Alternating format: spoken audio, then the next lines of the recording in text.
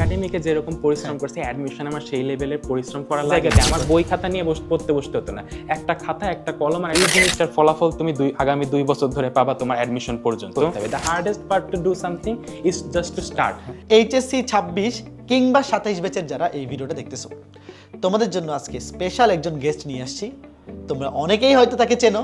আমাদের একাডেমিক সাইকেলের ম্যাথের যতগুলো মেগা এক্সাম হয়েছে সবগুলো মেগা এক্সামেই টপ 10-এ একটা নাম সবচেয়ে কমন ছিল, এবং সবচেয়ে প্রথম দিকেই যে নামটা কমন ছিল তাহসিনুর রহমান।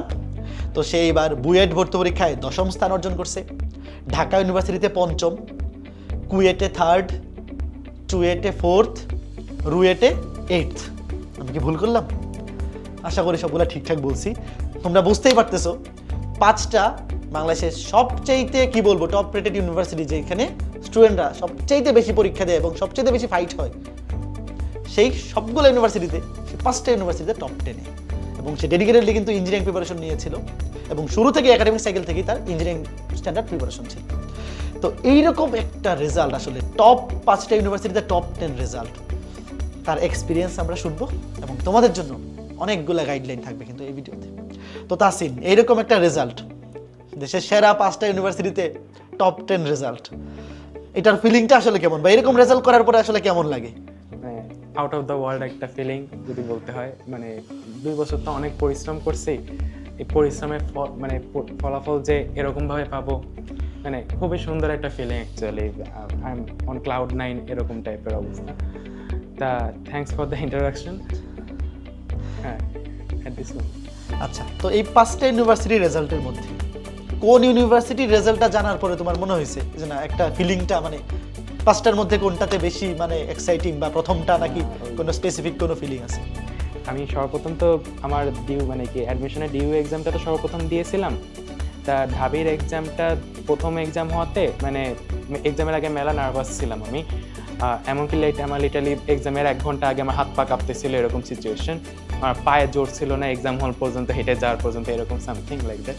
তাও ঢাবির পরীক্ষার একটা সুবিধা যে কি, যে এক্সাম হলের 1 ঘন্টা আগে তুমি পৌঁছাতে হয় বলে, এজন্য ওই 1 ঘন্টার মধ্যে নিজেকে কাম করে ফেলাইতে পারছি, যার কারণে ঢাবি এক্সামটা নিজের ফুল এফোর্ট দিয়ে, বেস্ট এফোর্ট দিয়ে আমি দিতে পারছি। আলহামদুলিল্লাহ এক্সপেকটেশনের চেয়ে খুবই ভালো একটা রেজাল্ট পেয়েছি। এটাই আমার ঢাবির রেজাল্টটাই সবচেয়ে বেশি সারপ্রাইজিং আমার জন্য। আচ্ছা, তো আমরা ওর এক্সপিরিয়েন্স শুনলাম যে আসলে এরকম রেজাল্ট করার পরে ওর অনুভূতিটা কেমন ছিল। তো তাহসিন, তুমি আসলে যে রেজাল্টটা অ্যাচিভ করছো, আজকে 26 এবং 27 ব্যাচের অনেকেই এই ভিডিওটা দেখতেছে, তো তোমার অনুজ যারা আছে ওদের মধ্যেও কিন্তু এরকম 5টাতে টপ 10 না হলেও অন্তত একটাতে টপ 10, এরকম এই 5টা টপ রেটেড ইউনিভার্সিটির মধ্যে একটাতে টপ 10-এ থাকতে পারাও কিন্তু অনেকে না, যারা আছে ম্যাক্সিমামেরই হয়তো ড্রিম। তো এখন তোমার কাছ থেকে আমি ওদের জন্য কিছু সাজেশন জানতে চাইবো। সাজেশন মানে তোমার গাইডলাইন, যে তুমি কিভাবে একাডেমিক থেকে এরকমভাবে নিজেকে প্রিপেয়ার করছো, যদি একদম শুরু থেকে বলো। আমার তো আমি তো আমার একাডেমিক লাইফটা তো আমি তো যশোরে করেছি। আমি তো যশোরে এমএম কলেজে ছিলাম। তা আমি আমার ফার্স্ট ইয়ারে হাফ ইয়ারলি পর্যন্ত অফলাইনেই পড়তাম মোস্ট জায়গায়। তারপরে আমার একজন ক্লোজ ফ্রেন্ড, সে আমাকে ইন্ট্রোডিউস করলো যে এসিএস পরীক্ষা দিতে আমার পটেনশিয়াল আছে মেগা এক্সামগুলোতে ভালো করার। তো আমি এসিএসে তখন ম্যাথ সাইকেলে এনরোল করলাম। তো তখন আমি এক্সাম দিলাম। প্রথম যেটা এক্সাম ছিল যে পলিনোমিয়াল চ্যাপ্টারের মেগা এক্সাম।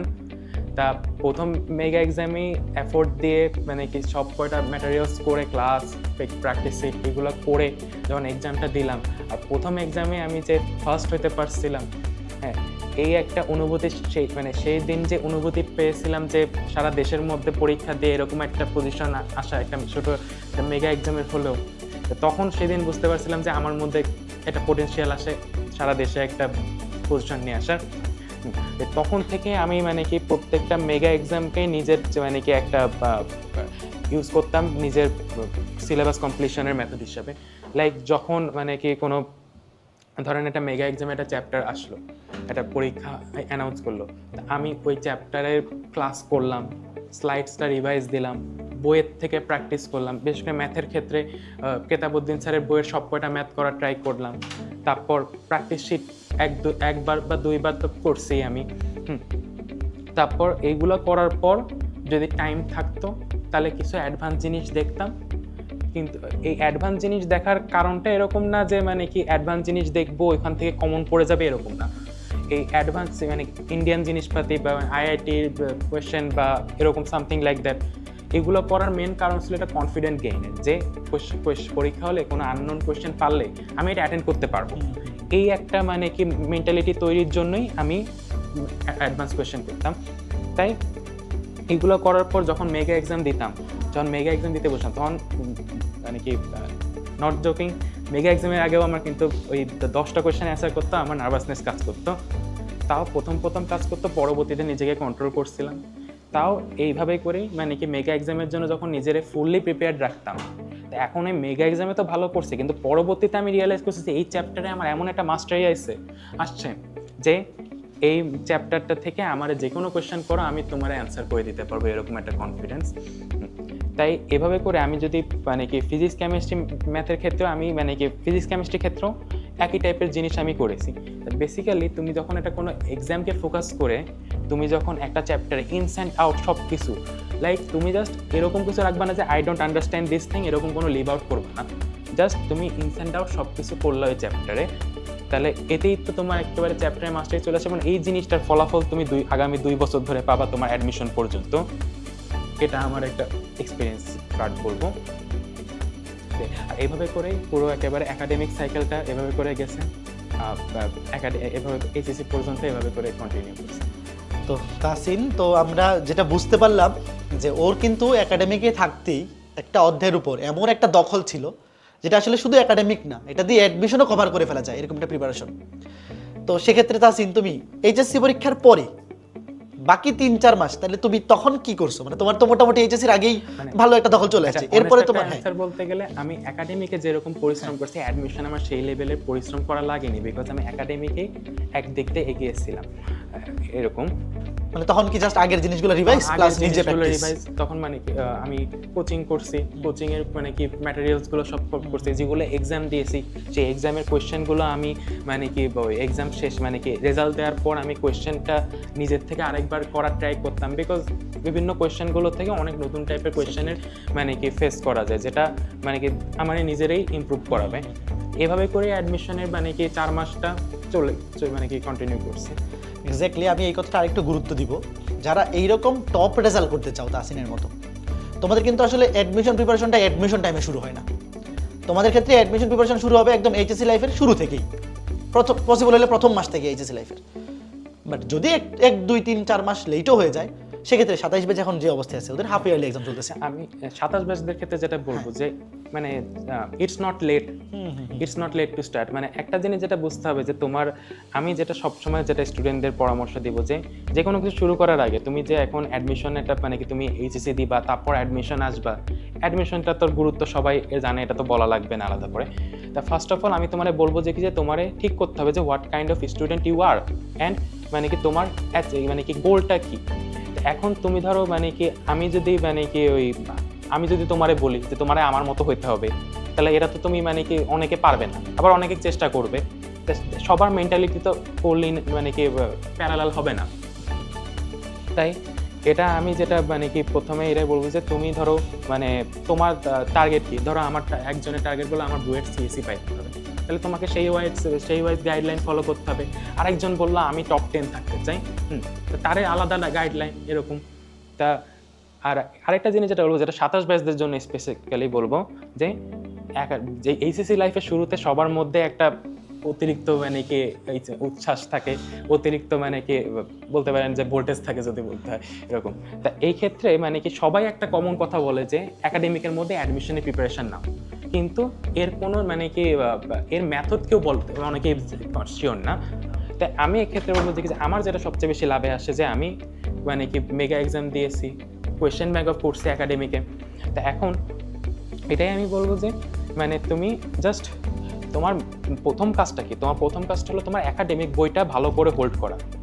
প্রত্যেকটা চ্যাপ্টারে যে থিওরি বা কনসেপ্ট রয়েছে সেই কনসেপ্টগুলো তোমার ভালো করে বুঝতে হবে। আর সব কিছুই যে মানে আমি এরকম বলতেছি না যে একাডেমিকে সব কিছু করে ফেলো, অ্যাডমিশনে সব কিছু করে ফেলো, এরকম না, অনেক সময় অর্থিত না। কারণ যেটা 26 ব্যাচদের জন্য বলবো যে তোমাদের এখন কয়েক মাস পর এইচএসসি এক্সাম, এখন তোমাদের তো অ্যাডমিশনের চিন্তা করতে বলা তো লাভ হবে না, তোমাদের এখন মেন কাজ হলো এইচএসসিতে একটা ভালো মার্ক তোলা। তাই এইচএসসিতে ভালো মার্ক তোলার জন্য কি করতে হবে, তুমি সামনে মডেল টেস্ট দিবা, মডেল টেস্টের একটা রুটিন থাকবে, সেই রুটিন ওয়াইজ তুমি প্রত্যেকটা চ্যাপ্টারে রিভাইজ দিবা, টেস্ট পেপার থাকবে, টেস্ট পেপার থেকে তুমি রিভাইজ দিতে থাকবা। তো এখন এরকম রিভাইজ দিতে দিতে তোমার এইচএসসির আগে এমন একটা মানে কি কনফিডেন্স বিল্ড আপ হয়ে যাবে যে এইচএসসির এক্সাম তোমার কাছে পানি পানি লাগবে এরকম।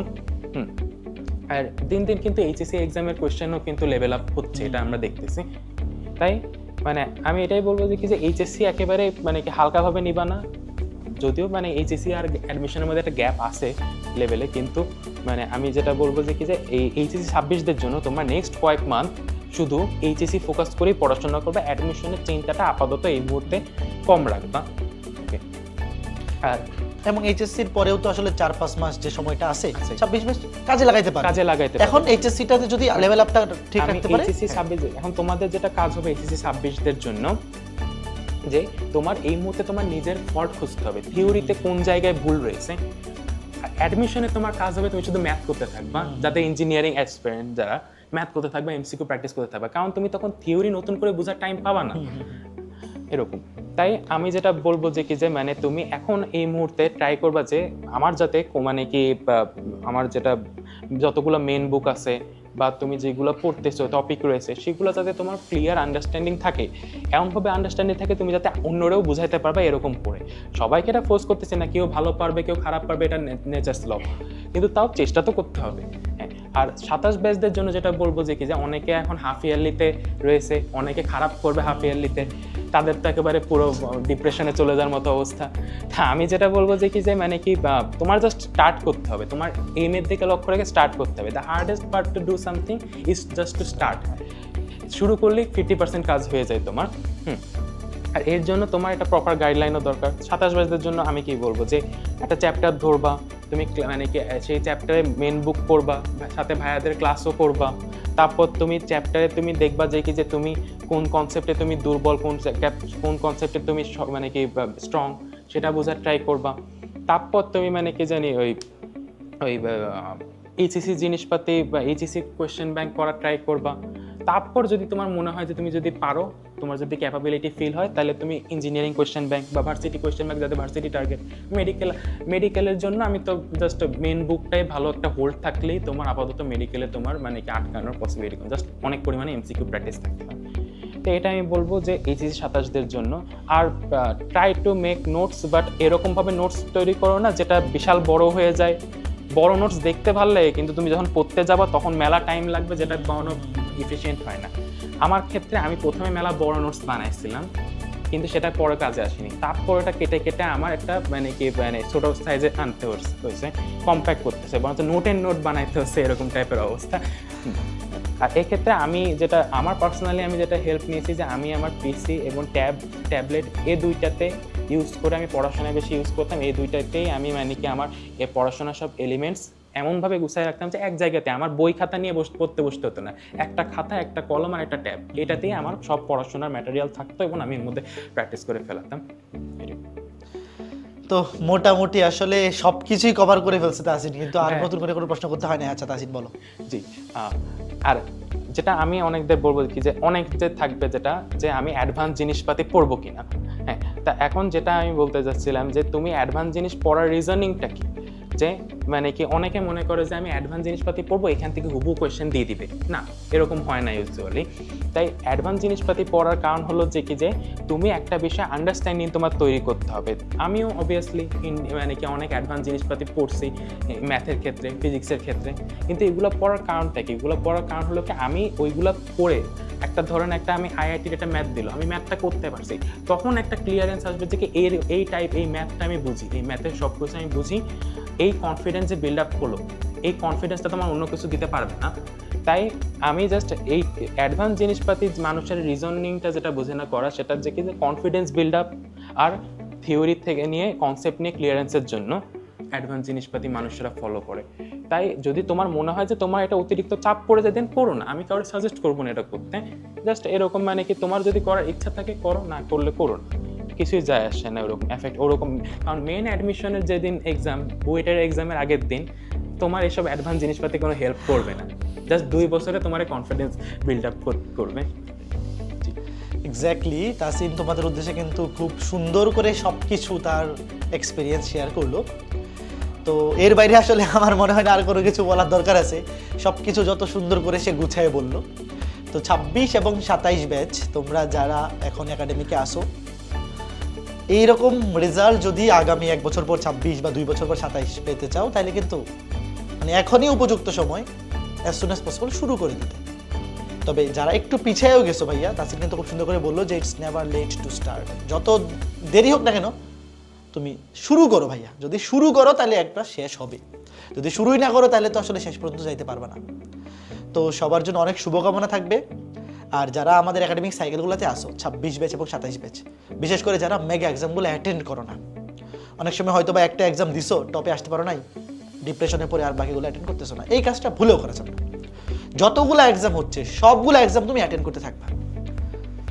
জাস্ট প্রথমে এমসিকিউ এক্সাম হয়, তারপর রিটেন এক্সাম। তুমি জাস্ট চেষ্টা করো অ্যাটলিস্ট এমসিকিউটা উতরে রিটেন পর্যন্ত আসতে। তো রিটেনে যদি তুমি প্রথম দিকে টপে আসতে নাও পারো, কোনো সমস্যা নাই, শেষ পর্যন্ত লেগে থাকো, শেষ পর্যন্ত চলি, এই অ্যাটেম্পটা কন্টিনিউ করো। দেখো মেগা এক্সামের টপে আসাটা ম্যাটার না, প্রিপারেশনটা ম্যাটার। তুমি যে প্রিপারেশনটা নিছো, এই প্রিপারেশনটা কিন্তু নষ্ট হয়ে যাবে না। ধরো তুমি একটা প্রিপারেশন নিয়ে মেগা এক্সামের টপ 10-এ আসো, আরেকটাতে নাই, তো তুমি যে প্রিপারেশন নিছো সেটা তো আর নষ্ট হয়ে যাচ্ছে না। না, ওই প্রিপারেশনটা কিন্তু তোমার কাজে লাগবে, ওইটাই মেইন জিনিস।